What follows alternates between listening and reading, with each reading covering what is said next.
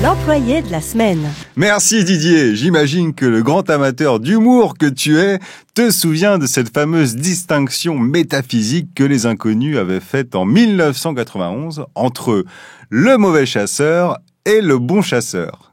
Bon, t'as le mauvais chasseur, il voit un truc, il tire. Il tire. Le bon chasseur, il voit un truc.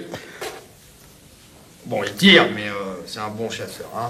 Bah oui, bien sûr. Voilà, le mauvais chasseur, il voit un truc, il tire, alors que le bon chasseur, il voit un truc, il tire. Eh bien, sache qu'en matière de communication, c'est la même chose. Il y a le bon communicant et le mauvais communicant. Prenons l'exemple de Willy Schraen, le costaud président de la non moins costaude Fédération nationale des chasseurs, qui revendique pas moins de 5 millions d'amateurs en France. Eh bien, cet été, Willy Schraen a eu la bonne idée de publier un livre qui s'appelle « Un chasseur en campagne » pour nous faire partager à nous autres malheureux citadins son amour de la ruralité en danger qu'il entend défendre. Bonne idée a priori que cette initiative, même si Willy Schraen, qui est à gauche sur cette photo, l'est peut-être un peu moins à gauche dans la vraie vie, comme on peut le comprendre en lisant cette phrase extraite de son bouquin.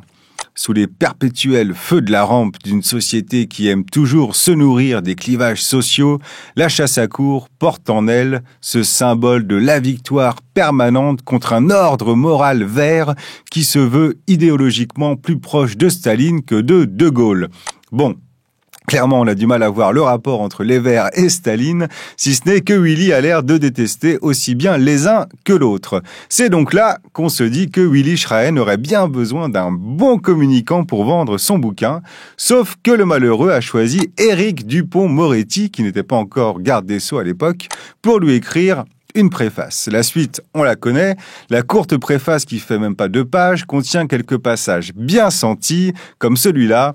Ce livre, les ayatollahs de l'écologie s'en serviront pour allumer le barbecue où ils cuiront leur steak de soja. Et ça, Eric, l'expression ayatollah de l'écologie en matière de com, c'est pas top, c'est un peu agressif, c'est un poil trop violent. S'en est donc suivi la pseudo-polémique de l'été où on a été obligé d'écouter Dupond-Moretti essayer de nous expliquer sans convaincre qu'il avait en fait pas vraiment dit ce qu'il avait pourtant un peu écrit. Quand je lis, par exemple, que j'ai traité les écologistes d'ayatollah, c'est faux. Bref, le plan com de Willy Schraen commençait à prendre l'eau jusqu'à ce que, pour le sauver, Willy ait la bonne idée de faire appel à elle. Alors là, on a pris une photo un peu au hasard sur son Instagram, mais elle ressemble aussi à ça, ou encore à ça. Elle, c'est donc Johanna Clermont, la nouvelle icône des chasseurs, comme la présente Paris Match, qui lui consacrait la semaine dernière une double page. Place donc à la communication intelligente et disruptive qui prend le contre-pied des clichés qu'on a sur les chasseurs, puisque Johanna est jeune, elle est belle et elle est passionnée de chasse depuis son adolescence.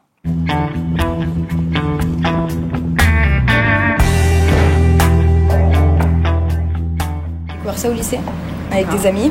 J'étais jeune, j'étais une femme en plus. Ils m'ont tous pris sous leur aile, ils m'ont montré, ils m'ont dit bah voilà, regarde un animal, c'est comme ça, à l'intérieur c'est comme ça. Parce que c'est con, on achète des bouts de viande, on sait pas comment c'est foutu à l'intérieur un animal.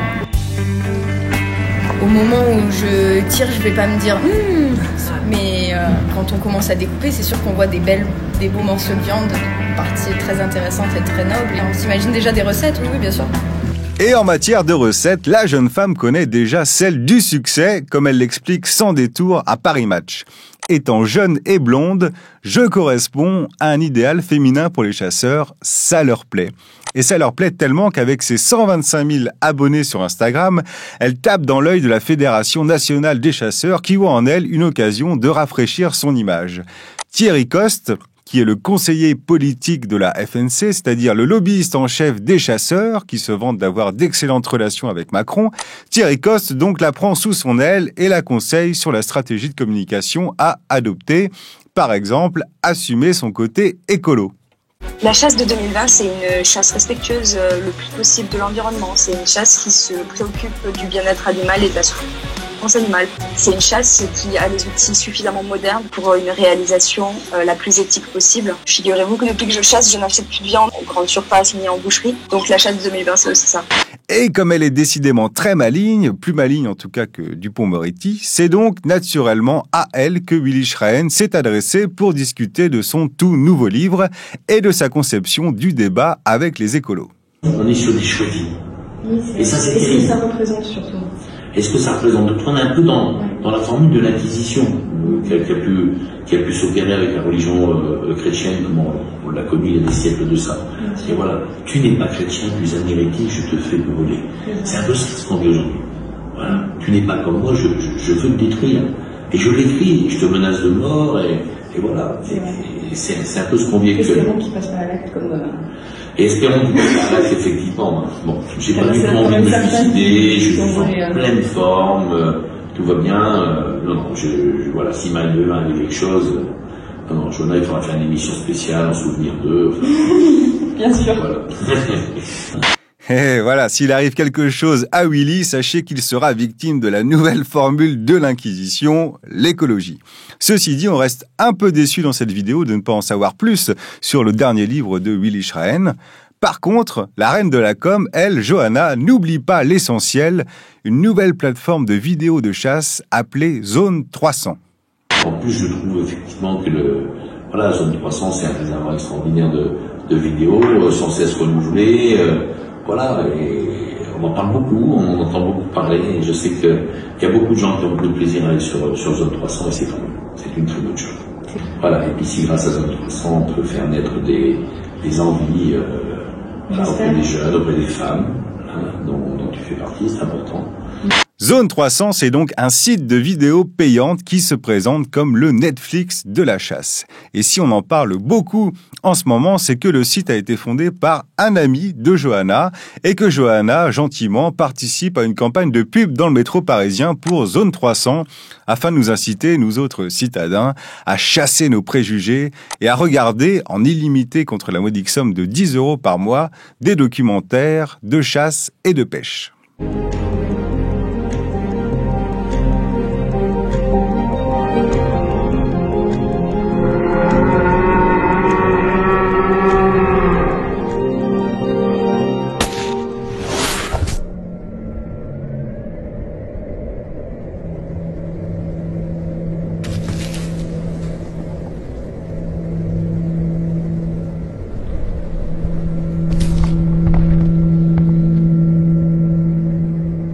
Et si Johanna fait activement la promotion de cette plateforme Zone 300, c'est pas uniquement par sympathie pour son camarade qui a créé ça.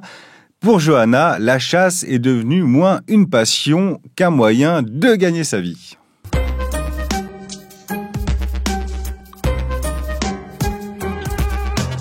J'avais envie de me faire mon propre avis sur la thématique, donc je les ai accompagnés et j'ai adoré. C'est quelque chose de très technique, c'est quelque chose qui est très lié à la nature et à l'instinct.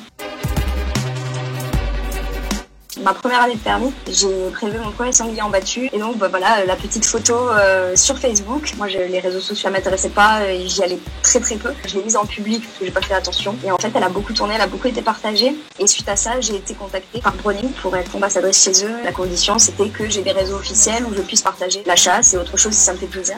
Alors pour être poli, on appelle ça une influenceuse.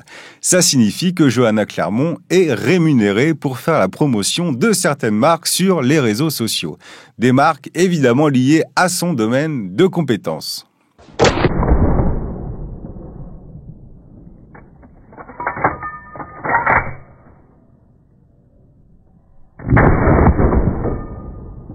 Armement, équipement, vêtements, plateforme vidéo, l'étudiante en droit des affaires a transformé son image de passionnée de chasse sexy en entreprise de publicité au service de différentes marques. Ce qui a le don d'agacer sérieusement certains passionnés de chasse, désintéressés, eux, qui trouvent sa démarche un peu trop mercantile et pas assez sincère. Mais au fait, pour revenir un peu à la politique, pourquoi on parle autant de chasse en ce moment?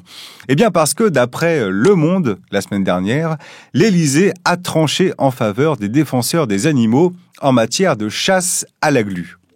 Alors la chasse à la glu, Didier, c'est une technique pratiquée dans quelques départements du sud de la France qui consiste à capturer des oiseaux vivants en les piégeant avec de la glu, disposés sur des branches d'arbres. Et Le Monde de nous repeindre Macron en vert, puisqu'il aurait pris cette décision pour protéger les animaux contre les chasseurs. Très bien, sauf que le même journal, Le Monde, 2 jours plus tard, nuance cet enthousiasme. L'exécutif suspend le piégeage à la glu, mais maintient la chasse à la tourterelle des bois. La chasse à la glu n'est donc pas encore interdite, mais juste suspendue cette saison sous la pression de l'Union européenne. Et puis surtout pour ne pas déplaire aux chasseurs, en même temps, le gouvernement suspend cette chasse à la glu, mais il autorise la chasse à la tourterelle des bois, qui, elle, est une espèce menacée. Aucune logique dans tout ça, donc, à part peut-être celle de Thierry Coste, le lobbyiste de la Fédération des chasseurs, le camarade de Johanna Clermont qui parle à l'oreille de Macron, à qui il fait miroiter 1 million de détenteurs de permis de chasse, autant d'électeurs potentiels.